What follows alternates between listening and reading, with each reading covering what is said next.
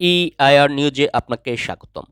অন্তর্বর্তীকালীন সরকারের প্রধান উপদেষ্টা অধ্যাপক ডক্টর মোহাম্মদ ইউনূস বলেছেন, তরুণরা সংখ্যায় বেশি, দেশের ভবিষ্যৎ নিয়ে তারা আগ্রহী। নিজের ভবিষ্যৎ নিয়ে তার মতামত নেওয়ার জন্য আমি মনে করি ভোটার হওয়ার বয়স ১৭ বছর নির্ধারণ হওয়া উচিত।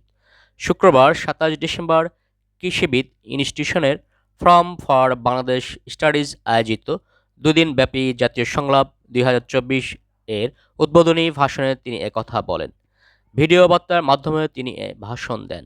সংস্কারের বিষয়ে আমাদের মধ্যে ঐকমত্য প্রয়োজন উল্লেখ করে ডক্টর মোহাম্মদ ইউনূস বলেন, এজন্য সর্বশেষ পর্যায়ে জাতীয় ঐকমত্য গঠন কমিশন গঠন করা হয়েছে। যেমন ধরুন, কোন বয়সের একজন নাগরিক ভোটার হতে পারবে তার জন্য নানা দেশে নানা বয়স নির্ধারণ করা আছে। নির্বাচন সংস্কার কমিশন নিশ্চয়ই এরকম একটা বয়স সুপারিশ করবে, যে বয়স আমার পছন্দ হতেও পারে, নাও হতে পারে। ধরুন, আমি তরুণদের তাড়াতাড়ি ভোটার হওয়ার পক্ষে। যে যত তরুণ, পরিবর্তনের প্রতি তার আগ্রহ তত বেশি। এ হলো আমার যুক্তি। তরুণরা তাকে শক্তি যোগায়। তথ্য প্রযুক্তির সাথে তার গভীর সখ্যতা তাকে এই শক্তি যোগায়। তরুণরা সংখ্যায় বেশি, দেশের ভবিষ্যৎ নিয়ে তারা আগ্রহী।